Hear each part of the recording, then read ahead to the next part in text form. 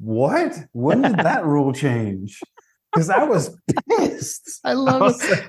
I love it. I was so mad. I was like, what the is going on?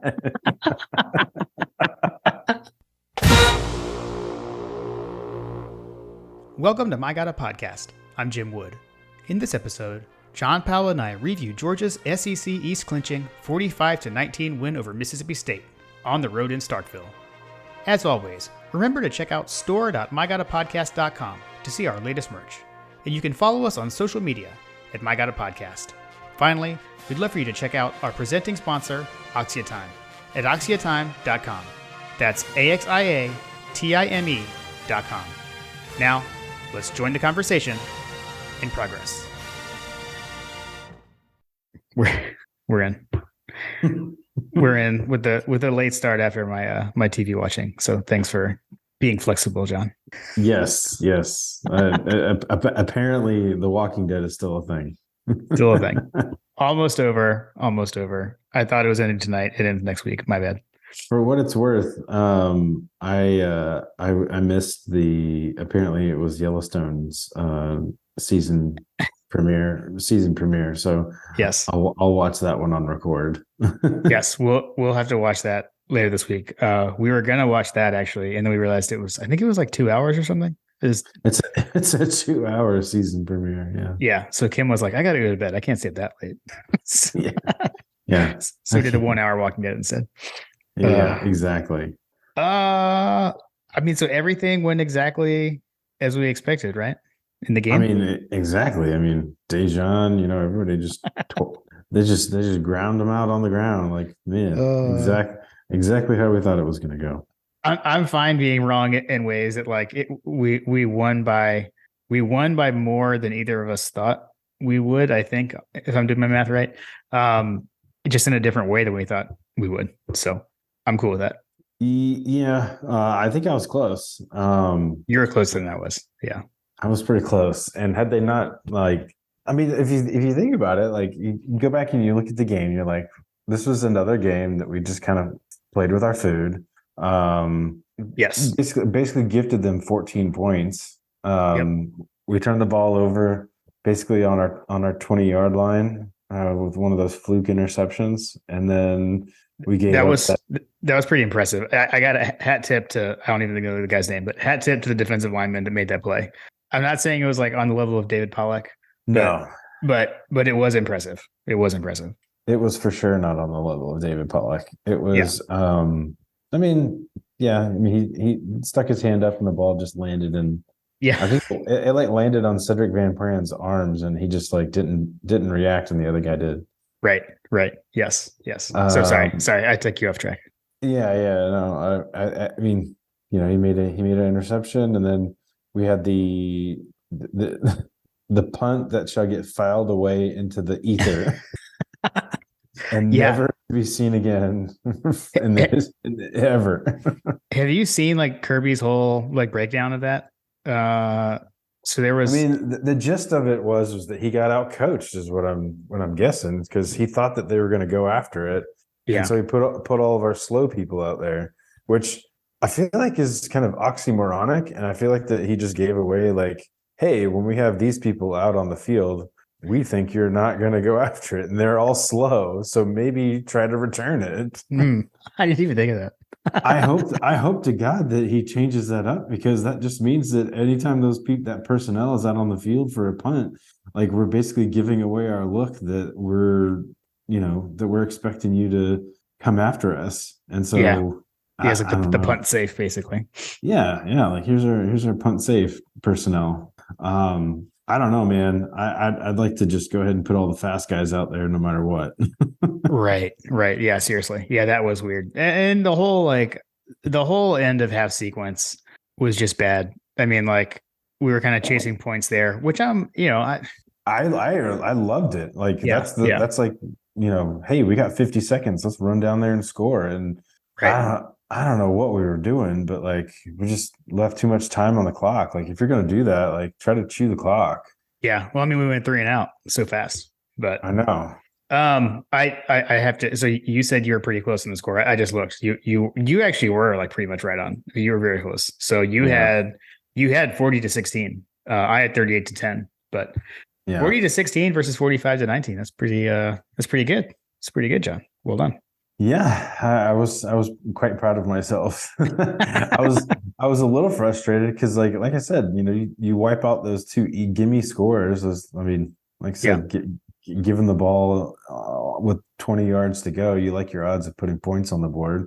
Right. And then that stupid, I mean, how many punt returns for touchdowns have we had the entirety of the season? And we just happen to have one of them.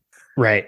Yeah. Yeah. That was crazy. Yeah. So anyway, give him 14 points. So it's like, I told you that there's a world where this is almost a shutout.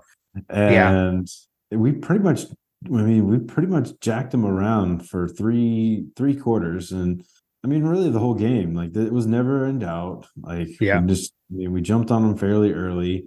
It felt like it would be a name your score game until we started turning the ball over. We got some calls going our way. Yes. I think we got some. I think they got some calls going their way. I think it was. I mean, it was equally awful officiated. The refs were just bad. They were bad. Yeah. I mean, I'm not above admitting when we get calls that go our way. I mean, there were some bad ones for sure. I remember there was one in particular where like Chris Smith interfered and they didn't call it. The one thing that was frustrating me on that note with the announcers, I guess I would say, it was mainly McDonough, was the whole like, did Dajon Edwards fumble or not with the forward progress, that play? I thought he did fumble for what it's worth. He did, but they had whistled it dead. They whistled it dead. And so like the counter of that is like not too long before that, there was a third down situation where McIntosh, same thing happened, except it was like a positive. It would have been a positive for Georgia had they not blown it dead. So like I saw him do it multiple times. So the other one was they blew the play dead with McIntosh, but after they said he was down, or after they said forward progress was stopped, he got the first down. But we didn't get the first down because they said forward progress was stopped. So like that helped us once and hurt us once. So I don't know, kind of went both ways. But overall, the officiating was pretty bad. But we are the SEC East champs, so that got settled on track there, and I don't know, got to be happy about that. Yeah, exactly. Happy for all the things that happened on Saturday. It's just almost virtual chaos. Yeah, it's on that note, it's always good when there's chaos going around and you're not a part of it. So we just kind of not a part of it. Ho hum, keep the engine going. I do have to give it's also nice to not be a team that's on the outside looking in, where you're throwing the ball up 40 something points in the fourth quarter, like against Vandy. Right. Against who did they play? Missouri. Missouri, that's what it was. Yeah, I knew it was a yellow and black team. Yeah, no, yeah, don't you gotta throw some respect on Vandy's name with their win over Kentucky. So exactly. What I was about to say was you got to give a shout out to the road dogs that traveled to this game. It was hard to tell from the overhead cameras. I saw someone say this, I don't know who said it, but I saw someone say this on Twitter. I think that like probably with it being at night and cold, a lot of people were wearing jackets, so it was kind of hard to tell based on just the color of people in the stadium. But I've seen some pictures and a video of like the light up Davis Wade, I guess, in the fourth quarter. There were a lot of flashlights on at the fourth quarter. I was about to say, unless there was just a bunch of Mississippi State fans that were partaking in the fourth quarter tradition that UGA does with the light up the stadium.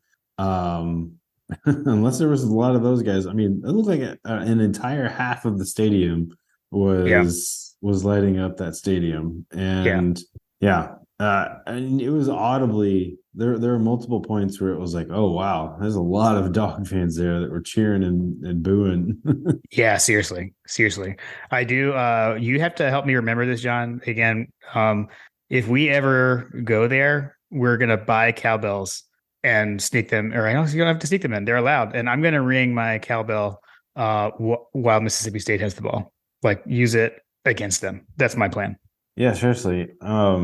We definitely talked about that. Like, how is that legal? Like, they definitely Yeah. were doing it all game long. Yeah, it is loud. It is loud. I did think, and I just, and that we're an audio medium, but I noticed I shook my hand, pantomiming that I was doing ringing cowbell, and the I don't know if you noticed this. That seemed to be like a running celebration for our players last night. Yes. Yes. Multiple guys did the I'm shaking the cowbell when they scored a touchdown. Yep. Exactly. I like that. I like that. I No, know Darnell did that. I think Lad did that. I'm pretty Yeah. sure Brock did it. Yeah, it was definitely a thing. So what you kind of said earlier about like playing with our food, that is exactly how I would categorize it. Like I feel like in this game, I think like in general, we were texting about this. Like I think I said something like the only thing that's slowing us down this season is like complacency, right? Complacency, and then when we start to turn the ball over and these things, and like this game, like we were kind of one of the things we were wondering, right? Like on the road at night, how are they going to come out? Are they going to start fast? And we started super fast, right? And when we get the ball, we march right down and score. Um, and we did run the ball well on that drive, Hmm. from what I can recall. Or sorry, I didn't get that time. Well, when we first got the ball, right? Because they punted, they had the ball first, but when we first got the ball, march down the field and score. Hmm. Um, and then like It was a beautiful series, like it was a beautiful set of plays that were being called, and it was just like, oh wow, we're gonna make quick work of these guys. right. It was awesome. And something that stood out to me on that drive, because I think one of the things I had been kind of complaining to you about was like running back rotation stuff and like, can we not leave a guy in for a drive? And I was pleased. I mean, Kenny McIntosh, for the most part, played that entire first drive. They brought Kendall Milton in like on the play that scored. I think maybe to uh, further sell the handoff, maybe like in the jumbo package kind of deal. So that was pleasant to see. I like to see that. I always feel like can we just let a guy get a drive? Sometimes let a running back get in a rhythm. And I thought Kenny looked good early. But after Yeah, that first touchdown, which I guess on that touchdown, like not covering Brock Bowers is certainly a choice. That's something that one can do. they So didn't cover Darnell later in the game. right, yeah, it does. It did feel good to have it be the other school and fan base who was screaming "cover the tight end" and like not us being the ones to scream that. Yeah, exactly. Because I think historically, I've felt that way many times.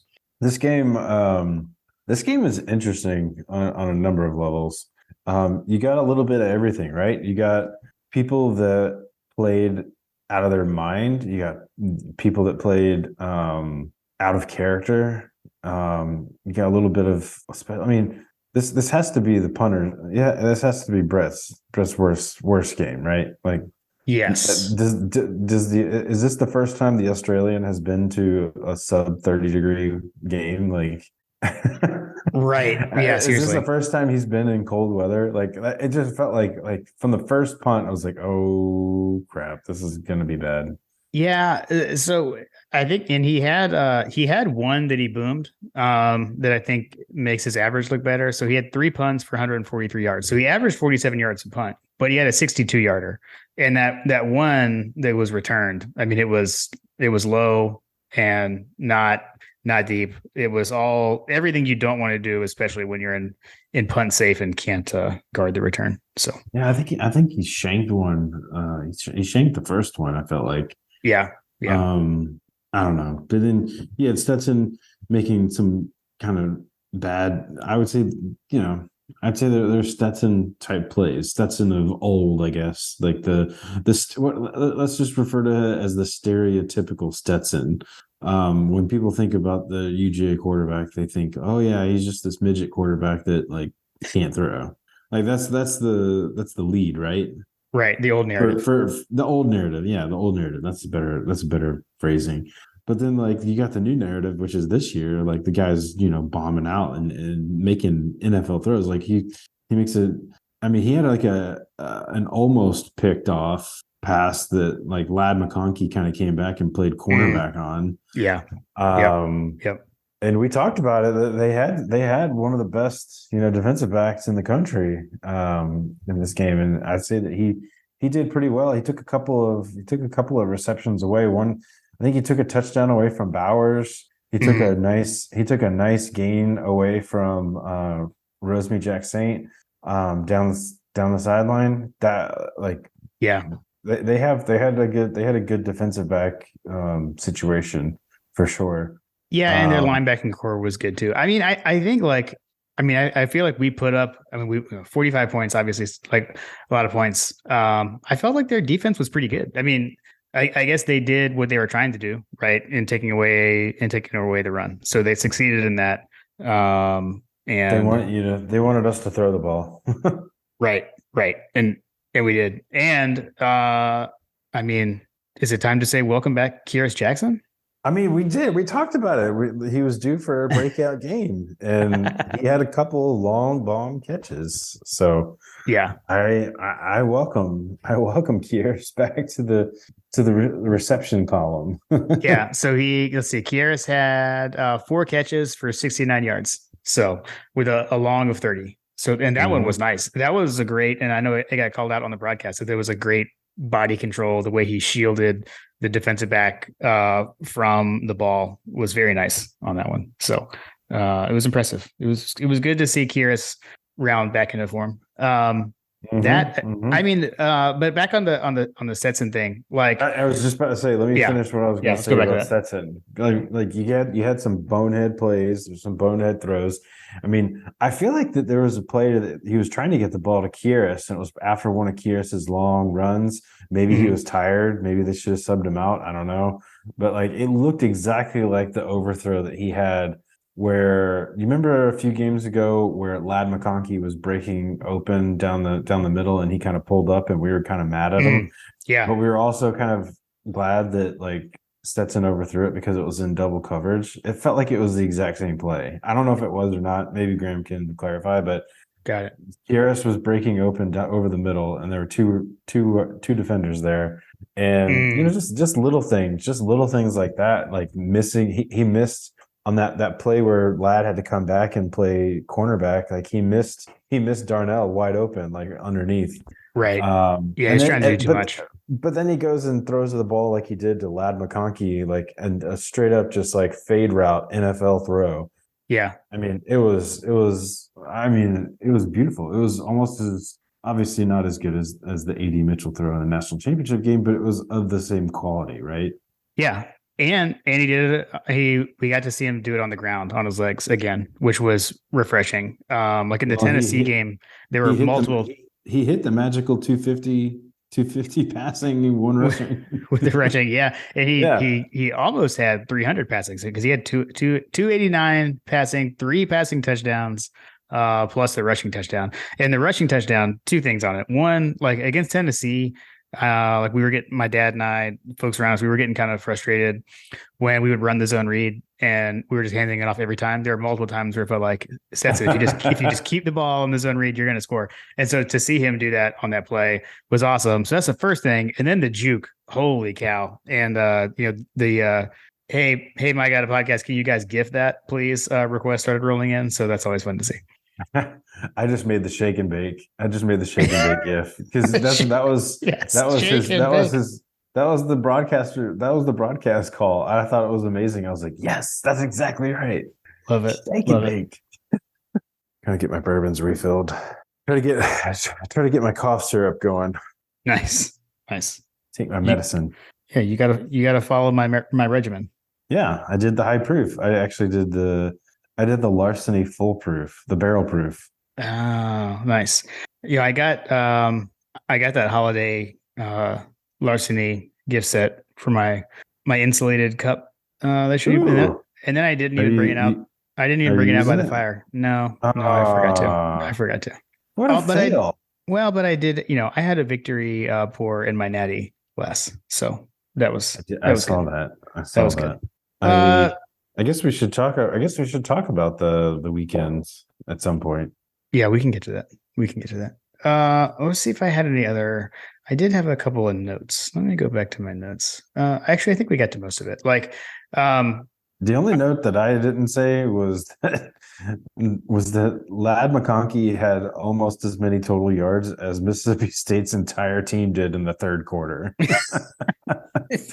Yeah, man. Like Dude, there was a graphic they showed that was like 170 total yards for Mississippi State, and Lad had like 140 something. It was absolutely incredible. wow. Wow. I mean, Yeah, there was man. 5 minutes. There's 5 minutes left in the third quarter, and Mississippi State had like 140 total yards. Like Yeah. that is the definition of getting your butt whooped. Yeah, man. He went off. And that was what was nice is with the way the half ended, and you're just like, oh my gosh, like, because we're totally dominating the game. To that point, you're feeling like, the offense had kind of stalled out at times, self-inflicted wounds. We go to the punt return, so we're only up 5 at the half, and you're like, how is this possible? But then to come out in the second half and score that quickly, which it was the McConkey end around, right? I think that was the first touchdown in the third quarter. Man, it was just a good feeling, like a good answer to be like, okay, we don't need to be worried tonight, Yeah.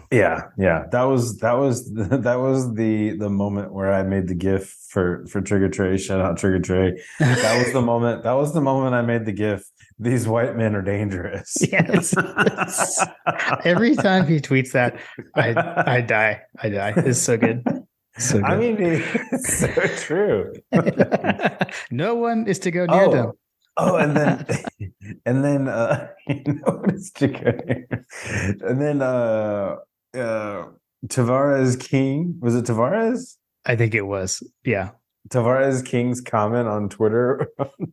That's not Lad McConkey. That's Ladarius. Yeah, I think he was responding to George Foster, right? Wasn't George like, I see Lad went to Stetson's barber or something like that, and then that's how that happened. Yeah.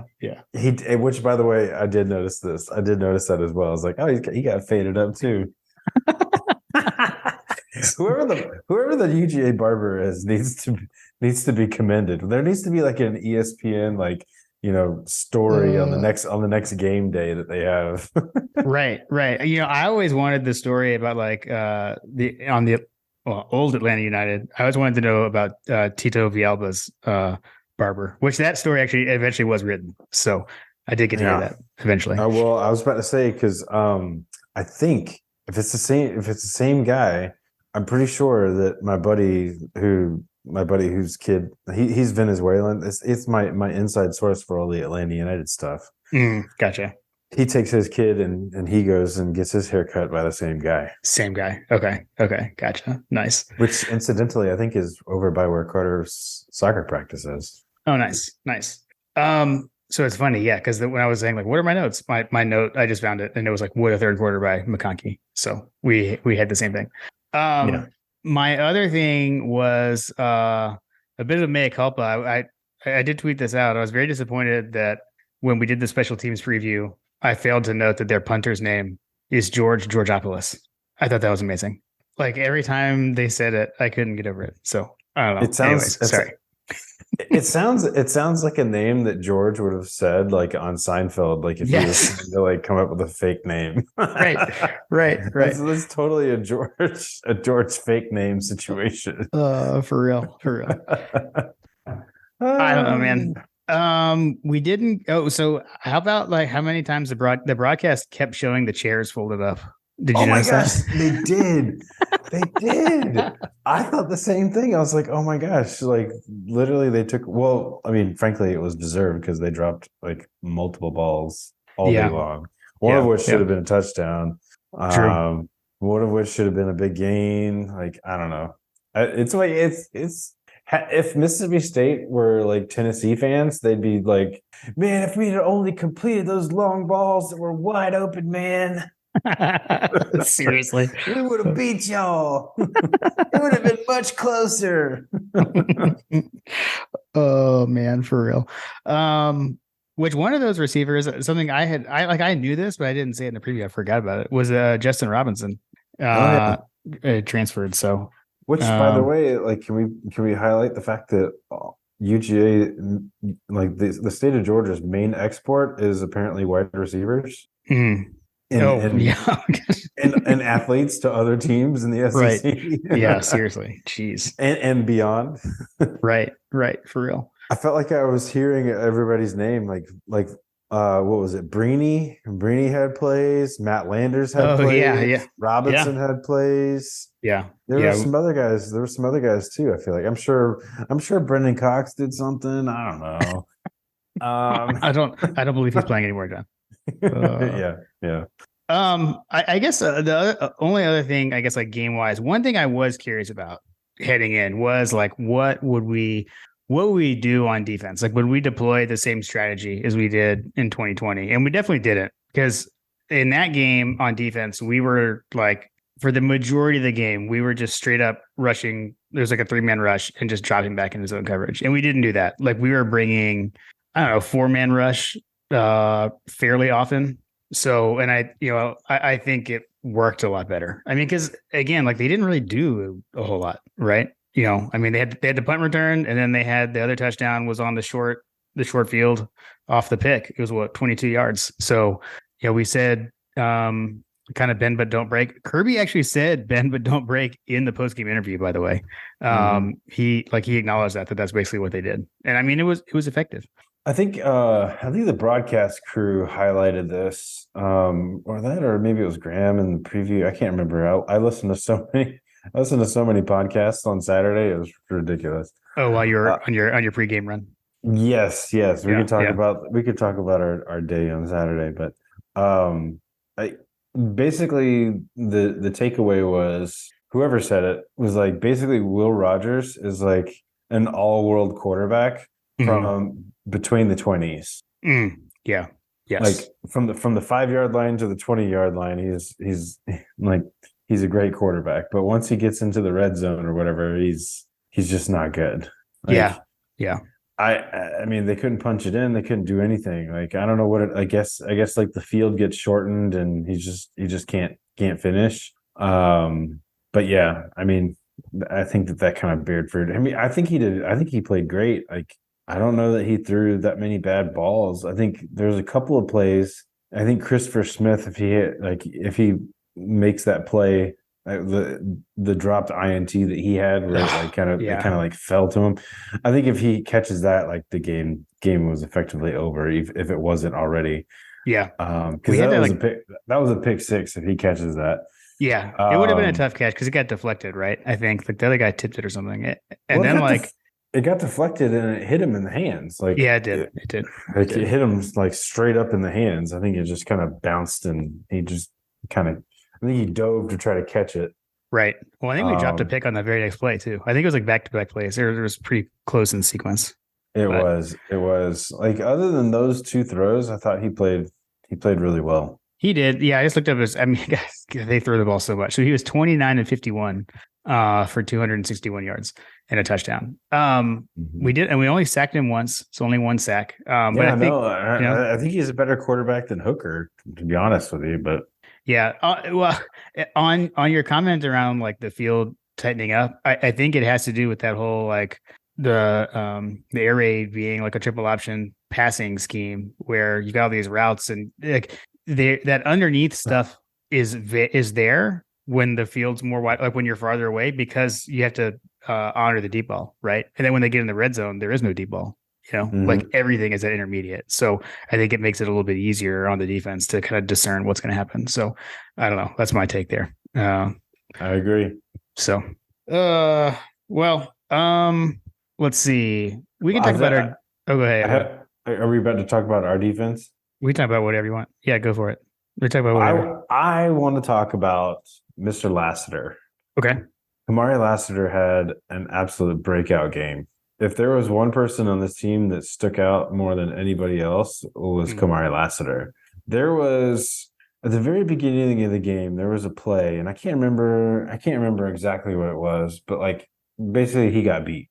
Kamari got beat, but after that play, I don't think he lost a single thing. Matter of fact, like there were multiple open field tackles that he made. There was a tackle that he made on 4th down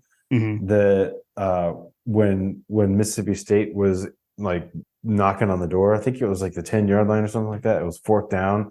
Yeah. And like the receiver caught the ball and he crashed down hard. Yeah. And went flying in like a missile, like Greg Blue style, not like just how fast he was, heat-seeking missile. Like he was just laser on and hit the kid, and the kid fell, and obviously like they turned it over on downs. It was a big play, right? Yeah. And it was an open field tackle. There was another play earlier in the game that he did the same thing.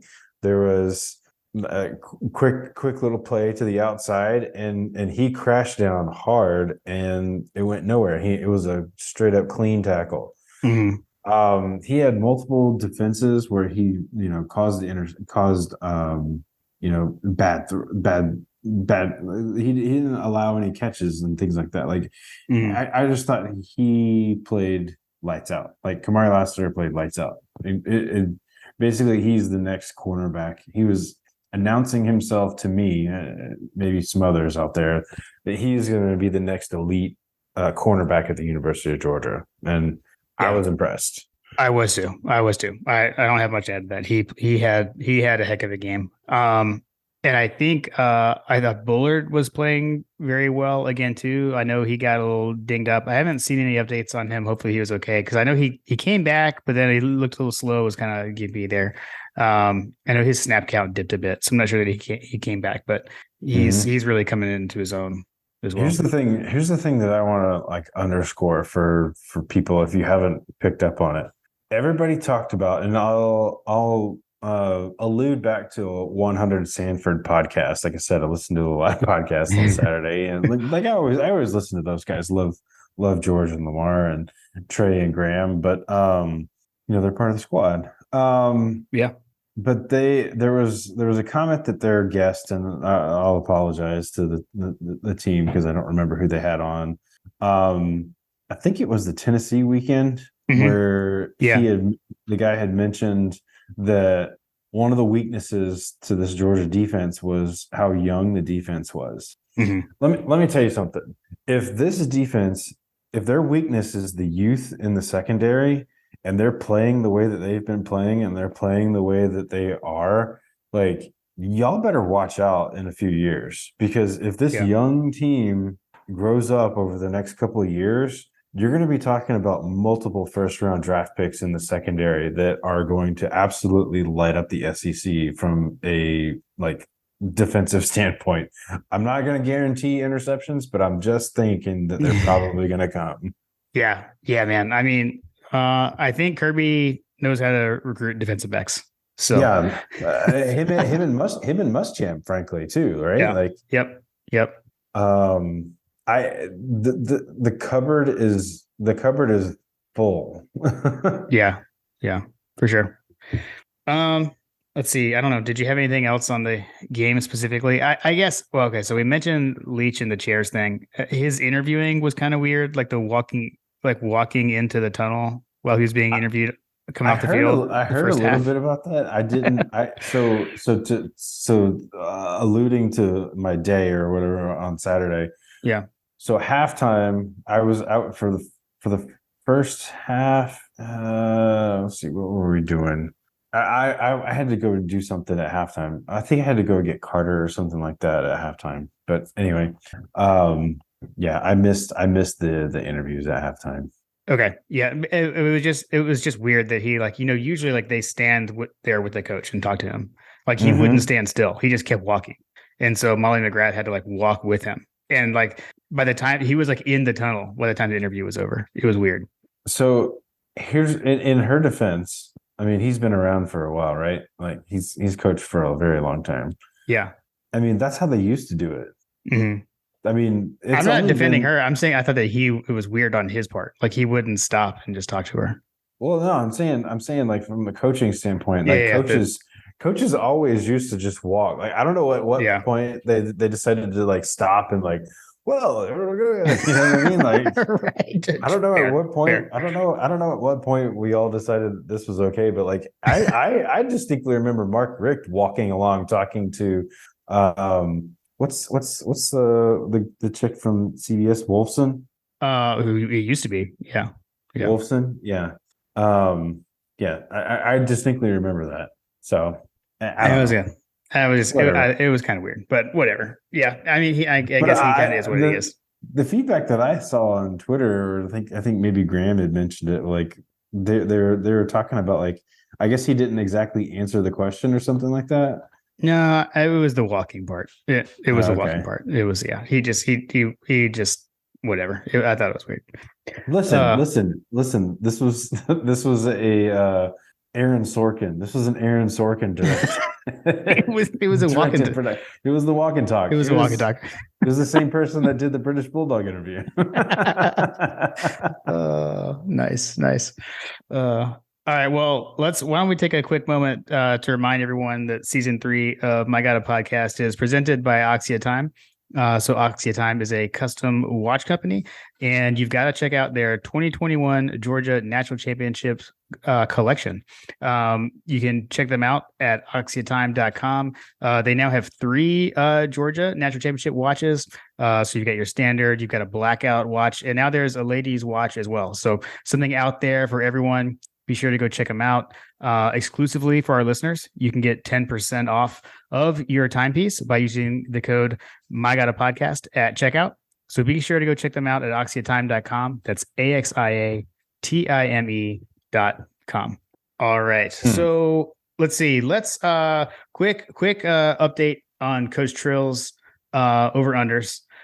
So you maintained a lead. You had, I was 1 pick better than you this week. I went 6-2. You went 5-3.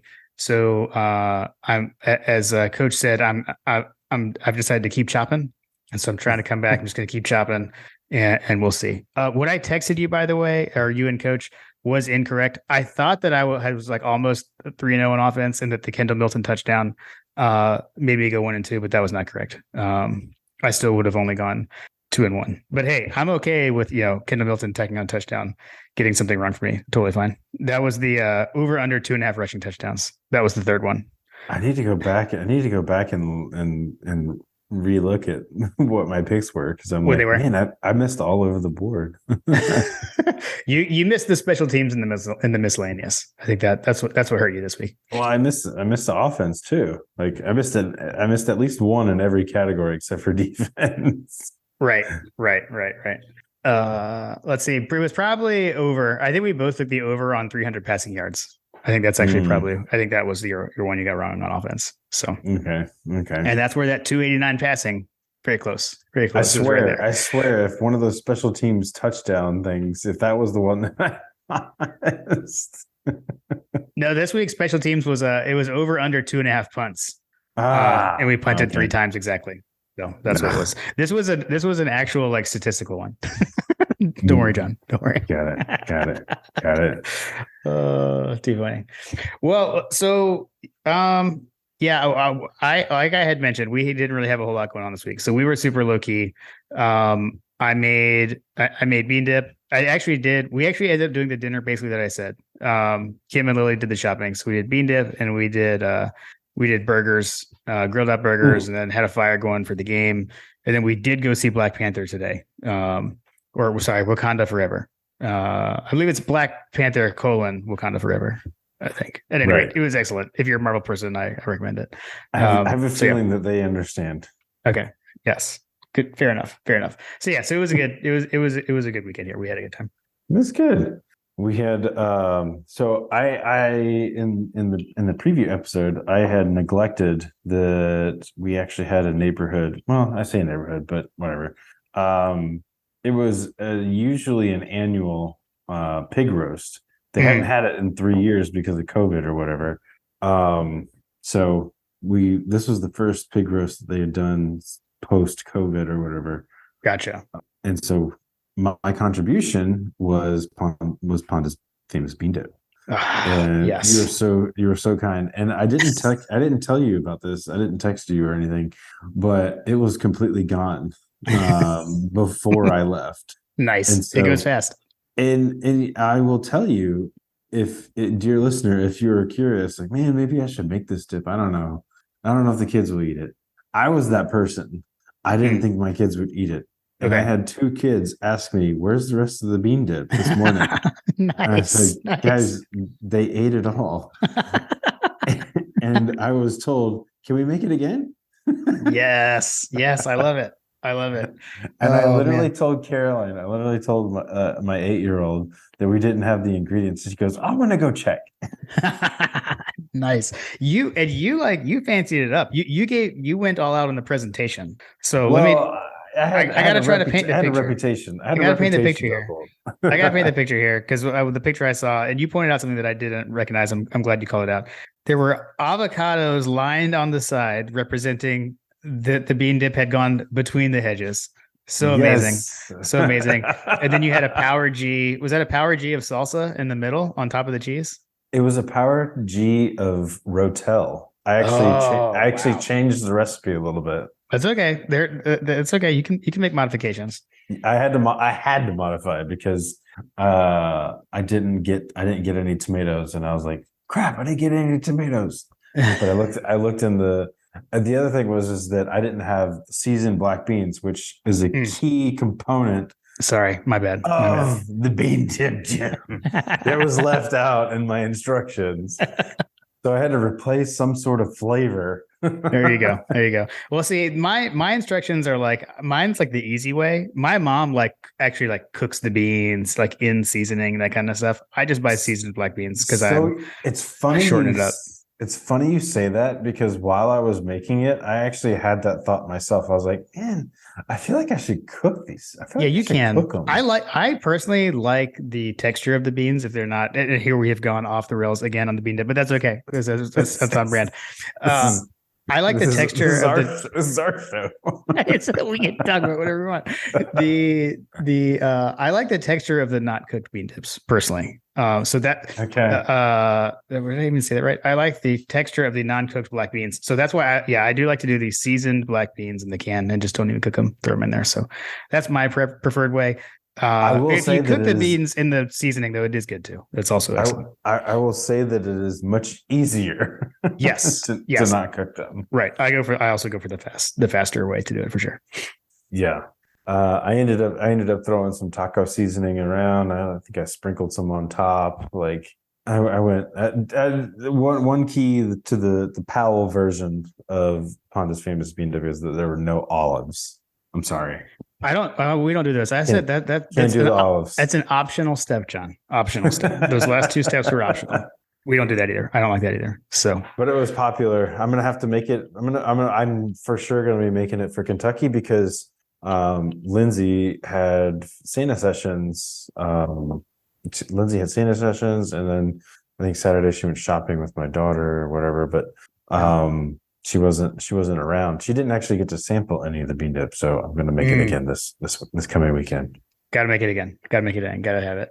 Oh, nice. Yeah, well, that's awesome. I'm glad everyone enjoyed it. Glad the kids liked it too. That's cool. We were 50-50 in this house. Ella loves it. Lily's not a fan. So more for me. My daughters ate it for dinner. Awesome. On Saturday. Yeah, we made it. I made it before dinner. And then we had hamburgers and French fries and salads. I was full. So we only ended up having a little bit of it during halftime last night. So it was lunch today. So that's always money. Nice. Burgers. I haven't had a burger in a while. I'm going to have burgers this weekend. Love a good burger. Love a good burger. Well, like I said, it was good. It was good to have us not affected by the chaos. And I'll say too, on Mississippi State, they're a 6-win team. They're going to go to the bowl. They're going to win again next week. So it'll be a 7-win team. They've beaten the teams that they should beat, and they've lost to the good teams. So their losses are LSU, Kentucky, Alabama, and us. So although Kentucky is kind of taking it down the downward spiral of late, but so I'll go ahead and call out and say that I think that we've maybe forgotten what it was like to play any SEC team on the road. Yeah, yeah. I feel like I think that waiting since last Saturday, guys. I feel like Hunter Sanford. I feel like that everybody has kind of made comments that if you turn the ball over, if I were to tell you before the game, Jim, hey, we're gonna be -2 in turnover margin, and we're gonna give up a touchdown on the special teams. What do you think happens on the road in the SEC in that scenario? Gosh. I'm going to tell you what doesn't happen. Win 45-19. That is insane. I mean, we are literally living the dream right now. We are living the dream. I remember at one point, like my biggest like frustration, like my wife was here, my son was here, like, Dad, why are you yelling? It was literally over the fact that I forgot that when you fair caught the kickoff on the 2-yard line, that it was a touchback. Yeah. Like, I don't like what? When did that rule change? Because I was pissed. I love it. I love it. I was so mad. I was like, what the is going on? I literally dropped the sorry Carter in my living room. Oh, that's so good. That's so good. That's so good. That helps explain the texting that went on right after that. So yes, thank you for that update. I'm sure you were like, what the heck is it? Why is he talking about this? But seriously, like, when did that rule change? Because, like, to me, like, if you fair catch, like, you take the ball where you fair catch it. Right. How is it that we're able to fair catch on the 2-yard line and get it at the 25? Like, if that's the case, like, why are we running the ball out of anywhere? Like, that's what I've been trying to say. Now my statements the last like few weeks are clicking for you, John, because that's what I keep saying. Because our kickoff return is suboptimal this season. Just fair catch it every time. Yes, every time. Like, just stop. Yeah. Now, when did that rule change? I can't remember. It's a fairly, as far as our lives go, it's definitely fairly recent. Jeez, I can't remember how. I mean, it's been that way for years, but I can't remember how recent it was. But yes, that is hilarious. That is hilarious. Thank God, someone clearly said something to Kyrus on that one. Like, listen, this is what we're gonna do. Fair catch. Yes. From now on. Yes. Agreed. Exactly. Oh man, love it. Well, yeah. I mean, and then just around, so we know the SEC championship matchup with LSU beating Arkansas. So LSU has clinched the West. I think technically there's a world where they could tie. There's a world where the West could end up in a 3-way tie still, but it doesn't matter. Are you sure? Yep. LSU's going to the game regardless. Okay. They hold all the tiebreakers. So there's no way that they can't go. But in the standings, like LSU, Alabama, and Ole Miss could all end up with 2 conference losses. It could happen, but let me tell you, this result is the most optimal for us, I feel like. Yeah. I would prefer not to play Ole Miss. Frankly, Alabama at this point is down so bad right now that, like, I don't even know that I don't know that I'd want to play a caged tiger kind of situation, or a caged lion, I guess I should say, since we're about to play the Tigers. But this game feels like, you remember the SEC championship where we played Arkansas? Yeah. And blitzed them. Yeah. It was like 36-3. Like, I think the opening line for this game, and obviously we're going to have the SEC preview before we have 2 more games before that happens, but the line's 17 and a half or something like that, right? Yeah. We're about to embark on 2 weeks of don't look ahead. Changing. Well, that and the whole, like, the Georgia fans online talking about SEC championship, and then the blowback of gotta focus on Kentucky, or gotta focus on Tech the week after. I felt Scott, Will, and Tony, guys over at Waiting since last Saturday, they said the same thing. I think that they had talked for like 30 minutes or something like that before they even mentioned Mississippi State. Right. Yeah, they said the same thing. Like, got to focus on the task at hand. We've got another tough road. Is it what's the next? Obviously, we're going to have a preview, but what's the next game? Kentucky. I mean, what they've announced the time, right? Oh, what is the time? I can't remember if it's a night game. Oh, sorry. What time is the next game? Yeah, Kentucky game's at 3:30, and then tomorrow on Monday we'll find out the time for the Tech game. So Tech game time has not been announced yet. We'll find it out tomorrow. We assume it's going to be at 12. Yeah. I mean, yep. I'm holding out hope that it's something else. But we'll find out. Yeah, hopefully it's not 12 o'clock. I don't want that, but we'll see. I personally hope that it's something other than 12 o'clock, because I might try to bring the wife to this one. Okay. Yeah. I am. Kim's going to come to this one, to Tech. Yes. To that one. So yeah. Cool. Alrighty. Well, I guess we can wrap this one up. 9-0. This 10-0. Gosh, season's going by so fast. I don't even know how many games we won. Oh, I forgot to make the point on the road games. You know, we're about to go on the road we're about to go on the road to Kentucky. Like, yeah, Alabama, like Kirby Smart mentioned, like it's tough to play on the road. Like, yeah, I think that Chris Marler had put out some statistics about the Alabama team that everybody is hating on right now. Mm-hmm. I think he put out like that Alabama, like of Alabama's like 5 losses or something like that they've had, like almost all of them have been on the road. Almost all of them have been at night. So it's point being, like, enjoy this. Like, when you turn the ball over, when you give up special teams touchdowns and you walk away with a huge win, like, look across the table at what's going on at some of these other programs. Like, that's the kind of thing that tends to happen on the road at night in the SEC. And we should enjoy this, because if you've forgotten, like, there's a world we used to live in where we lose that game pretty badly. Yeah. Yep. The way things started turning, and the way the team just immediately turned it right back around to start the third quarter, I think shows a lot about the mindset and the resolve of this team. It's huge. I agree, and I think that the media is starting to understand, because they were also mentioning that in the broadcast, talking. I think that sorry, who was the main broadcaster? McDonough was talking about how it was like a passing of the torch. Like, he was he actually said that on the broadcast. It's a passing of the torch. Yeah, he did. Yep. Last week, he was referring to the Tennessee game. Yes. Yeah. I do remember that now. Yeah, man. It's what a time to be alive. I'm enjoying it. I feel like I'm letting Will get to me.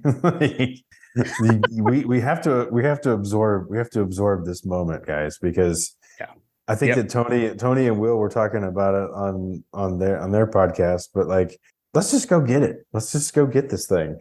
Yeah, let's go and win one. Yeah, man. Let's go win another one. Yeah. I mean, why not us? Why not just do it again? Make history, do something that hasn't been done. Heck, and you know what, too? Like, it's what Kirby was saying kind of leading into this game was, this team wants to do something that last year's team didn't, and that's win the SEC championship. So, sure. Yep. Sure. So there's another big goal out there. Cool, man. All right. Well, we'll get our particulars sorted out on timing and all that stuff, but we'll be back later this week to preview the Kentucky game. Yes, sir, man. We got some bourbon selections to make, I'm sure. True. Yes. You got to pick the right one when you're playing in Kentucky. Coach Trill, I'm expecting some bourbon over-unders. Just FYI. Nice. Awesome. Love it. Hey, man, this was fun. Go Dogs. Go Dogs.